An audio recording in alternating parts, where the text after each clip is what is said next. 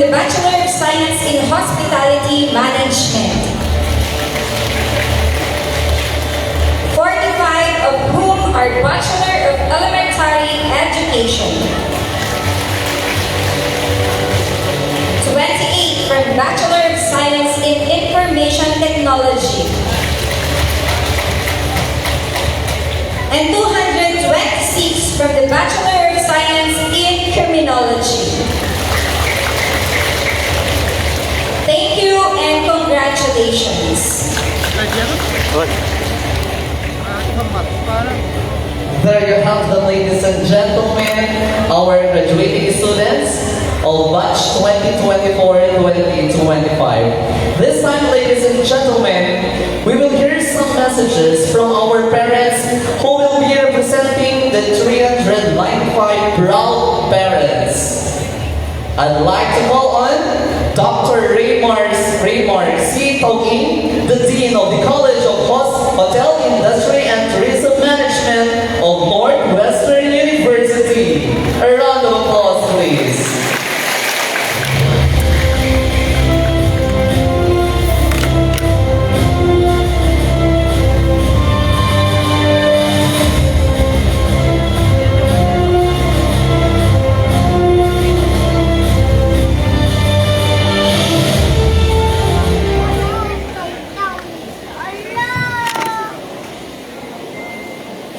Our splendid and effulgent greetings to everyone. Gents and lasses, tonight, under the rigid banner of Gabi na Pagkakayayong at Napapalubalo, the night of praises and thanksgiving to parents, likewise to the second parents, the teachers, and of course, our sons and daughters of the North. My heart is overwhelmed with gratitude and emotion. Let me begin by honoring the very soul of this celebration. As, or should I say, we, our beloved parents, you are the first teachers, the spoken heroes behind every diplomat. Every medal, every lessons learned through hardship and sacrifice. You are the reason we have this night of Thanksgiving. Your sleepless nights, your silent prayers, your unfaltering guidance, even when unrecognized, have become the cornerstone of our children's dream, mga pangarap ng ating mga anak. Tonight, we also extend our heartfelt appreciation to our dedicated faculty and staff, led by, of course, our esteemed provost, spearheaded by my cousin and the campus director, Dr. Emily Ayam, whose unwavering commitment has nurtured not just academic excellence, but values that endure beyond the classroom. This celebration is also graced by a woman of service and integrity, who is actually being represented by my former student, Professor Sherry Vargas Bryan. Hindi ka siya nakita. Sorry. Our Municipal Mayor, Honorable Anthony A. Vargas, whose support to education in our locality or in the province of Cagayan is deeply valued and sincerely acknowledged, whose words have inspired hope, ignited purpose, and fueled the work of perseverance. Thank you for lending your voice and spirit to this meaningful occasion. Allow me to give a special mention to the two young individuals whose example of characters are truly inspiring, my son and my daughter, my scholars to many. To Mr. Norberto Marumi, a sign that every parent can be proud of. May your dedication and humility continue shine, and to Miss Nicole de Guzman, a beacon of grace and sincerity. Thank you for showing us that success is best measured by character, not by accolades. Let me also take a moment to share a piece of my song. I lost my parents at early age. Uli nang inubos. Walang ina, walang ama sa napakaagang panahon. Life could have turned me bitter or hopeless, but instead, I choose to dream. I worked at night, took away the jobs, doing everything I could so I could study during regular days. I was young, alone, and often hungry, but never I allowed the wrath of poverty to break my spirit and stop me from dreaming. I clung to hope. I believed in education. I believed that the only inheritance I could give myself was knowledge. And by God's grace, I made it through. Maraming salamat sa Panginoon. To our students here tonight, may my story remind you, your circumstances do not define your future. Your choices do. And if you choose education, discipline, and resilience, you are already on your way to success. Kaya kayong mga minamahal namin mga anak, candidates for graduation, this is not the only time that you should have to extend your love, your gratitude to your parents, to your guardians, but every day na meron kayong pagkakataon na pasalamatan ang iyong mga magulang. Because you know what? In my experience as an orphan, bilang isang kulina, maabot mo man ang tugatog ng inyong tagumpay, makakamit mo man ang mga minimitin yung mga pangarap, magiging pinakamayaman sa buong bansa at sa buong daigdig kung wala na ang ating mga magulang na dahilan at rason ng pagpupunyagi ng bawat isa ay parang isang tagumpay na humpa at walang saysay. Kaya ako'y nakikiusap sa inyong lahat, graduating students, batch of 20 and 25,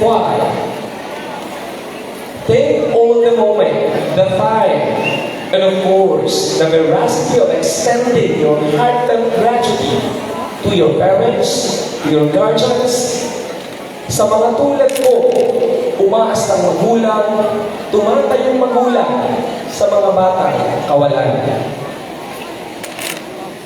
We cannot end this evening without paying homage to a great man whose vision brought life into this institution, the founding president, the late Honorable Florencio L. Vargas. His noble dream of accessible quality education for all lives, all in our hearts, is enshrined in the lyrics of the FLBC hymn. His legacy continues to split lives, one learner at a time. Kanina, habang pinatlash yung FLBC hymn, ramdam mo ang puso ng yumaong ama, nagsisilbing ama ng edukasyon sa District 2 ng Cagayan.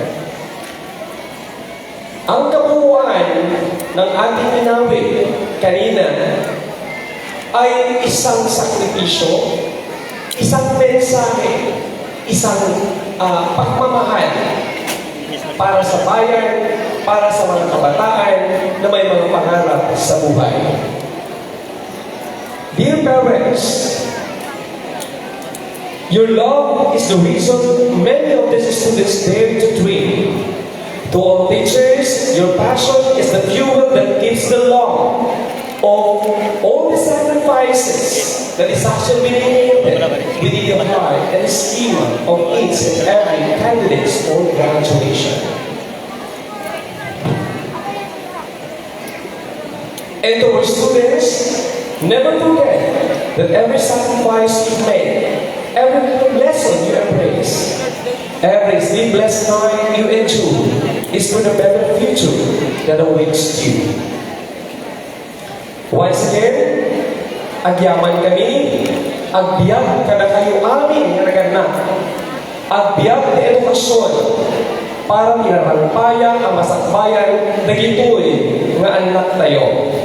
Thank you, and may this celebration of praises and accolades echo in every home, every classroom, and every heart present here tonight. Agyaman at mabuhay tayong lahat.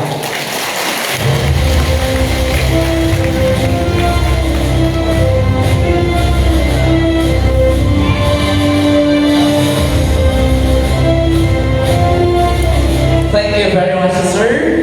May we also call on another permanent representative, be the person of Ma'am Melanie Arno Malbas, Teacher 3 of Abulud District. A round of applause, please.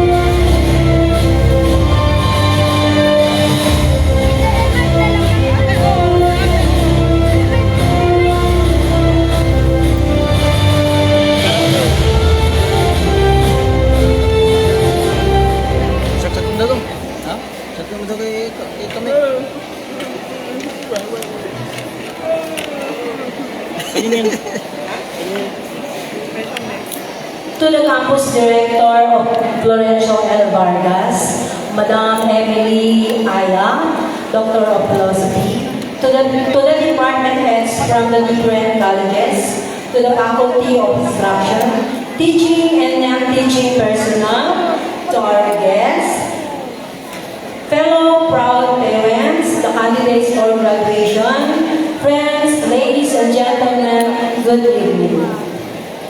Tonight, we gather to celebrate a significant milestone, the culmination of years of dedication, perseverance, and unwavering support. This parent night is not merely a formal event. It is a testament to the powerful partnership forged between students, parents, and educators, a collaboration that has nurtured growth, fostered learning, and ultimately led to the remarkable achievements we celebrate tonight. Our graduating class, a beacon of promise and potential. They have steered the challenges of academic activities, embraced the opportunities for personal growth, and emerged stronger and more resilient than ever before. Their accomplishments are symbol of their own hard work, their curiosity, and their commitment to excellence. But their success is not solely their own. It is a shared triumph built upon the foundation of support and guidance provided by both your parents and your teachers. Sa kapwa ko mga magulang na magpapatapos ngayong 2025, isang mainit na pagbati sa ating lahat. Lubos kong ikinagagalak na nakasama kayo sa pagdiriwang ngayong gabi para sa tagumpay ng ating mga anak. Taos-puso natin kinikilala ang ating dedikasyon at walang sawang pagsuporta sa ating mga anak sa kanilang paglalakbay tungo sa kolehiyo. Alam natin lahat na hindi madali ang paglalakbay at pag-alalay sa kanila. Balit, ang ating pagmamahal at sakripisyo ay nagbunga ng matamis na tagumpay na ating pinagdiriwang ngayon. To our esteemed teachers and instructors, we express our profound appreciation for your dedication, your passion, and your commitment to excellence. You have not only imparted knowledge and skills, but have also instilled in our students a love of learning, a thirst for knowledge, and a desire to make positive impact on the world. Your tireless efforts, your innovative teaching methods, and your unwavering belief in the potential of its students have shaped not only their academic journeys but also their personal development. Maraming salamat po sa inyo lahat. Your mentorship and guidance have extended far beyond the classroom, creating lasting bonds and leaving an indelible mark on the lives of our graduates. Tonight, as we celebrate the accomplishment of our children, let us also acknowledge the vital role played by our parents and educators. This is a celebration of partnership, a recognition of the synergistic power of collaboration, and a testament to the enduring impact of shared commitment. The success of our children reflects the collaborative effort, the unwavering support, and the shared vision that has guided them on their journey.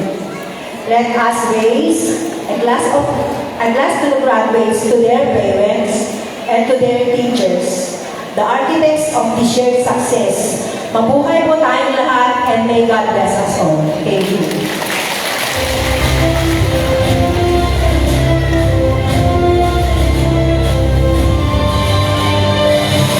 Thank you very much, Mom. So those are our parent representatives for this year's Parents' Night.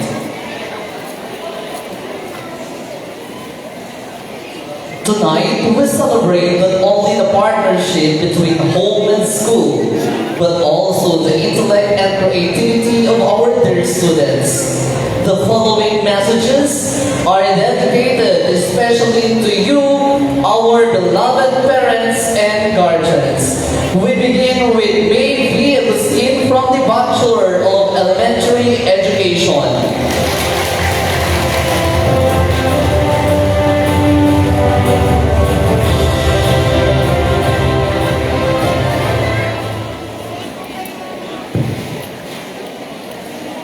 A parent's love is a lamp, lighting the way through the darkest nights, fueled by endless sacrifice. With deep respect and gratitude, we welcome our distinguished guests, our Municipal Mayor, Honorable Marie Angeli A. Vargas, duly represented by our School Registrar, Ma'am Cheryl Vargas Rania, to our hardworking faculty and staff, to my fellow graduates, to our beloved parents, family members, and to all our cherished friends and visitors na ibang arabigi kadatayuan. Bago ang lahat, ay may simpleng energizer ang aking inihanda para sa inyo. Kung sasabihin ko, handa na ba kayo? Ang sasabihin nyo ay, aba po, syempre. Handa na ba kayo? Kung sasabihin ko, are you ready? Ang sasabihin nyo ay, aha, are you ready?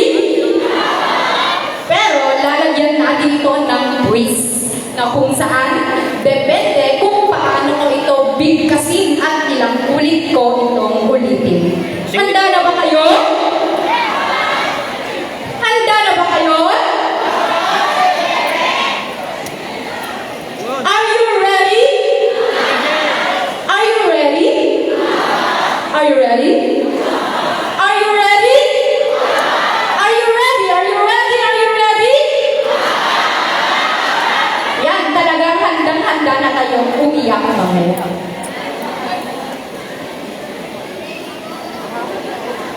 At gabi ito ay gabi ng banal.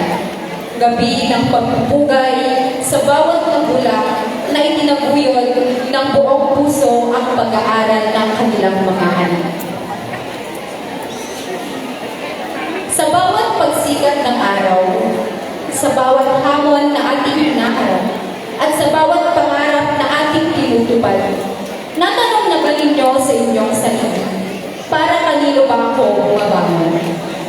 Para kanino nga ba ang lahat ng pagod, sakripisyo at puyat sa ating matinding paglalakbay? Sa bawat hakbang na ating tinatahak, Iisa lamang ang malinaw na sagot. Ang ating mga magulang ang rason kung bakit tayo nandito ngayon. Sila ang dahilan kung bakit tayo patuloy na lumalaban, nagpupursige at nangangarap. Ang kanilang pagmamahal ang naging ilaw sa ating pinakamadilim na daan, at ang kanilang pananampalataya sa ating kakayahan ang nagtulak sa atin upang abutin ang mga bagay na akala natin ay imposible. Madalas hindi natin alam ang kanilang dinadala. Ang bawat utang na kanilang hinaharap ay hindi para sa sarili nilang luho, kundi para masigurado na mayroon tayong allowance, may uniforme sa eskwela, may pambayad sa tuition fee at graduation fee. Kakaasida ng mapan ng utang. Tatlo lang at napandagdag, tibayagan. Mababay ng laman, may rurumin laman. Ngayon para kaan na, ubray ka amin ng kapelan.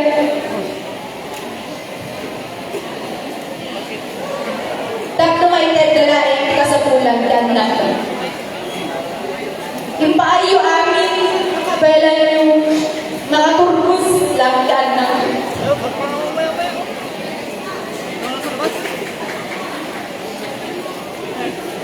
Hindi nila pinilang ang bawat patak ng pawis o ang bawat utang basta masiguro lamang na ang ating kinabukasan.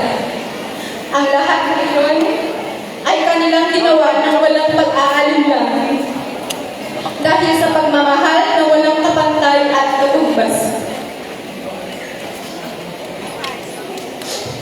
Dahil nga daw, kahit saan na ay mapatanya, no diket, para kada kayuan ang tet pamati, namnamang kanayan, tap na maguyon ko aking anabayag na harap ako. Uminom tikas dito ang amak sa Ako marigat sa presyon, bandog, lik at timpa ay nagtinagan ng punta mo ng mga tutusap di ba nagagal? Kasran. Ang tao.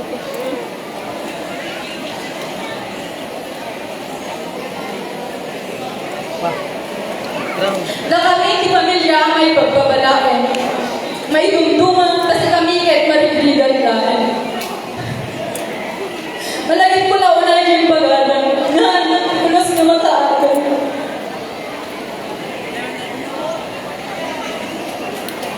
Pagalan daw ko matipagpaalan doon, tinagdaan lang doon. Kaya magitoy na salita, tinangpatibgar na niya. Isuti nagservi ng pizza, kaya motivation kung tapos siya, kaya makaturpo sa uray na ligat, di pa nagyan.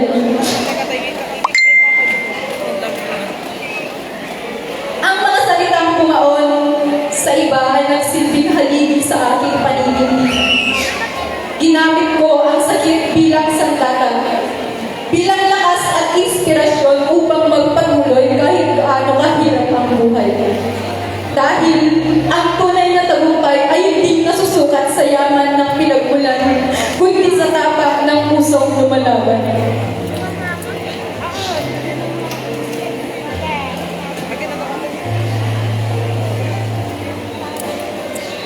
Hindi madali ang ating nilakbay. May mga panahong tila imposibleng maabot ang dulo. May mga oras na gusto ko nang sumuko. Ngunit sa bawat pagkadapa, nandyan kayo upang ako'y muling itayo. Your words of encouragement reminding me that every struggle is a stepping stone to me. And reminding me that I was never alone in my battles. You were my guiding stars in the darkest night. The torch that illuminated my path when all seemed lost. Because of your love and support, I learned not only how to stand after falling, but how to fight again, how to persevere, and how to believe in myself against all odds.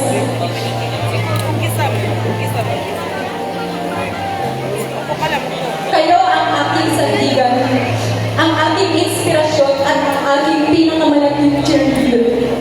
Ma, ang lambing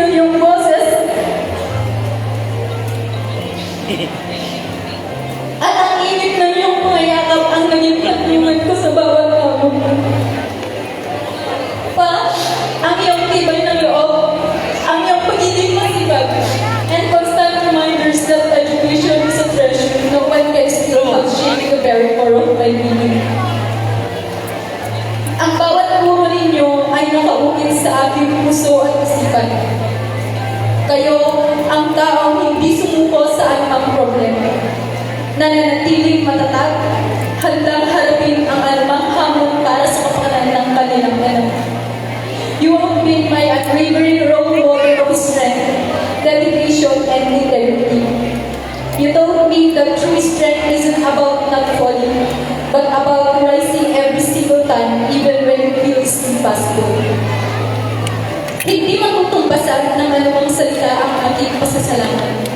Kayo po ang aking inspirasyon, ang aking sandigan, at ang aking mga bayani. Ito pong tagumpay na ito ay para sa inyo. Marahil ay marami kaming pagkukulang bilang mga anak. May mga panahon kami ay naging pasaway, naging matigas ang ulo, at tila ba hindi naiintindihan ng iyong mga hirap. Ngunit sa kabila ng lahat ng iyan, hindi kayo sumuko. Patuloy kayong naniwala sa aming kakayahan. Patuloy kayong naniwala na kami ay may pagkukuhan. You are the living proof that love empowers one to surpass all adversities. You are our first teachers, our first protectors, and the biggest cheerleaders. Agyaman ang Mama, Papa, di amin na sakripisyo, anos palagayan kay Panginoong alaman. Noaan, nagabu ka na kayo, haan tukulos na maragpak ating araw-araw.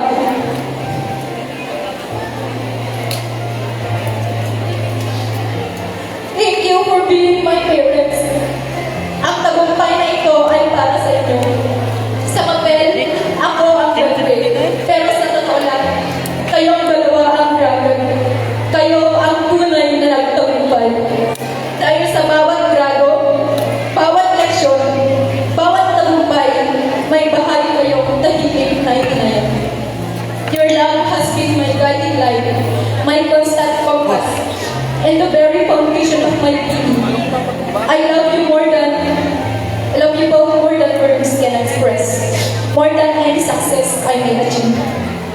At sa aking pumapangalawang magulang, my best mentor, kung nandito ka man ngayon, Manang and Manong Joy, kayo ang tunay na naging saksi sa bawat hakbang ng aking paglalakbay.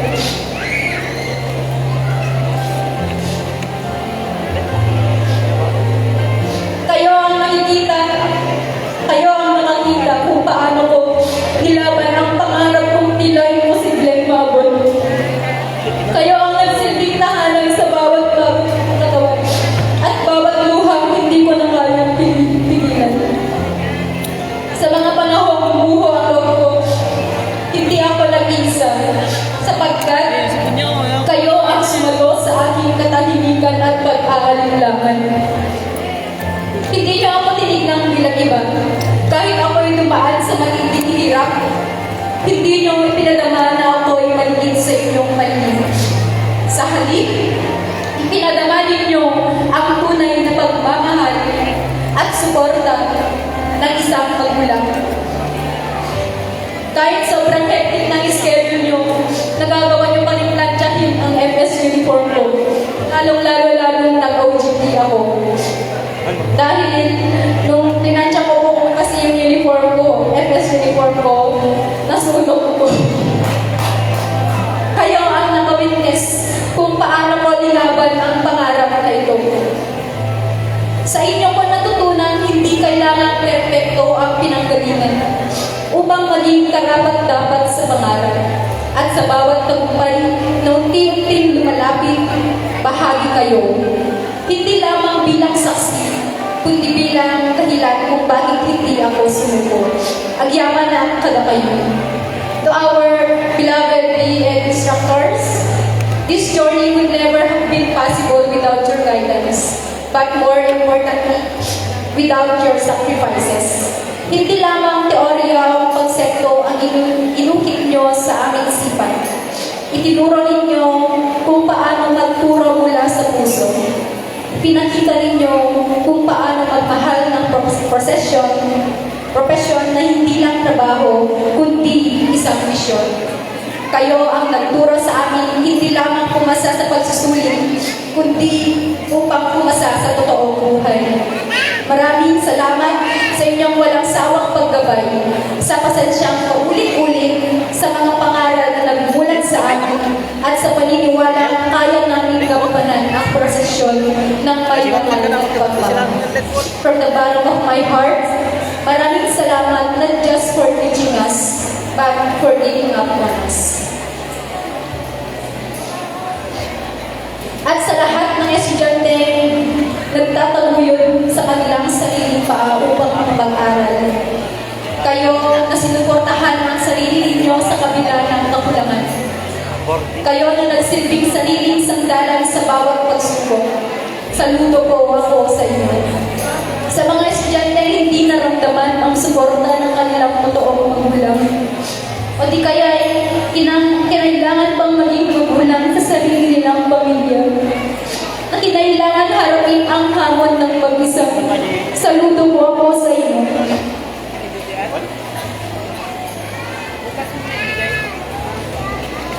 At sa mga estudyante nag-a-absent sa klase upang magtrabaho, para lamang may pagtustos sa pangangailangan sa pamilya at pag-aaral. Kayo na isinakripisyo ng ilang oras ng pag-aaral para sa agarang pangangailangan, na hinati ang oras sa pagitan ng libro at paghahanap buhay. Saludo po ako sa inyo.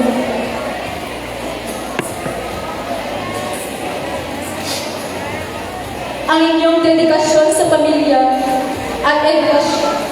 at sa edukasyon ay isang inspirasyon. Ang iyong paglalakbay ay puno ng hamon na marahil ay hindi makikita ng marami. Sa bawat aral na inyong natutunan, bawat pagsusulit na inyong pinasa, at bawat diploma na inyong matatanggap, alam namin may kaakibat-iyang doble o triple na sakripisyo. Ang bawat tagumpay niyo ay isang patunay ng iyong pambihirang determinasyon, dedikasyon at pagmamahal. Kayo ang tunay na mga bayani ng iyong mga sariling kwento. Ang iyong pagpupursige ay magsisilbing inspirasyon sa marami. Patuloy kayong lumaban, patuloy kayong mangarap, at tandaan na iyong katatagan ay higit pa sa anumang libro.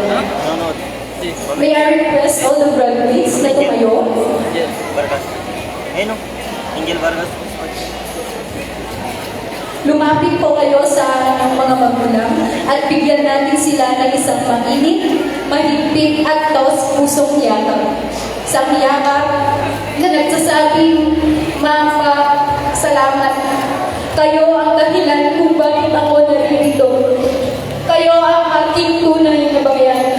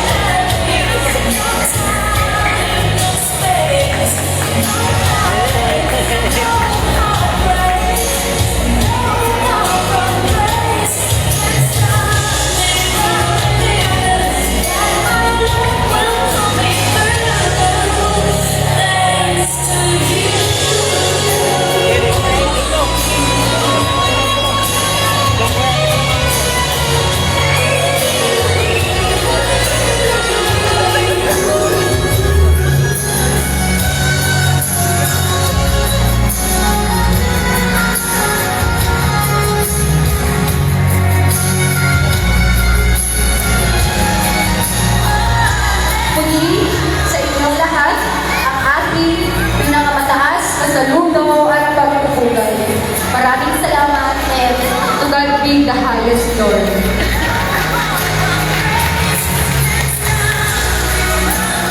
Thank you very much, Ms. May Agustin from the Bachelor of Elementary Education.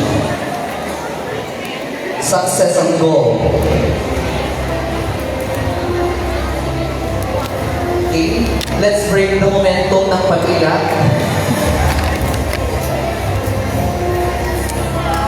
Sa kasi sabi ni Ma'am Sherry.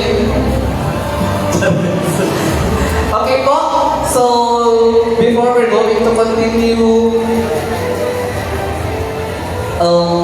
to our students who will be giving messages to all of us, alam kong lahat po tayo ay gutom na because we came early in our venue. Nakahanda na rin po ang ating buffet table. So, mag-antay lang po tayo. Siguro unahin na natin yung mga nasa bleachers na. Okay lang po, dear parents. Kasi hindi rin naman po tayo pwede magsabay-sabay. Anyway, we have 2 set of buffet tables. Ang pinasensya tayo ako, ginanos tayo at inuray din ng maliit. Anyway, the food is prepared to all of us. So, sa mga nasa bleachers, you may now get your stall, present your stalls doon sa ating buffet table and pwede na po tayong mag-dinner. Iya, apa may tamis tab? Automatic na lang. System ito nga.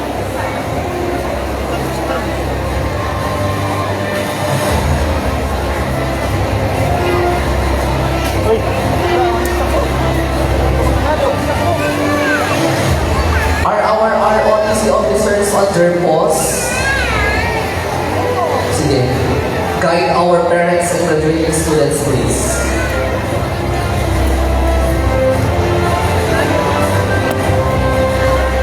O kung ayaw din naman po ng mga nasa bleachers na kumain pa, baka pwede tayo mag-start dito sa mga tables natin dito sa baba.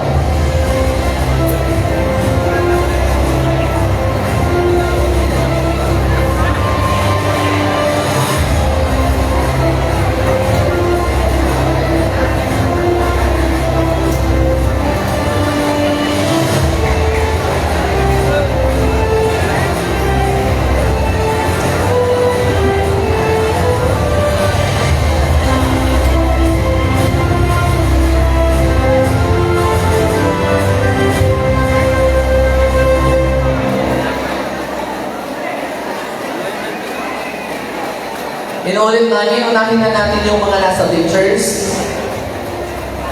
Sige na po.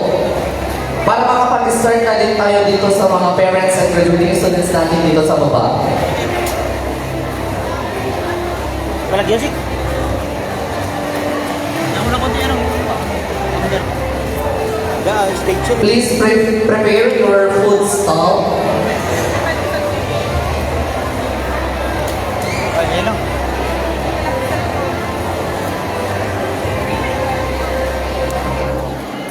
Ay, may live ba?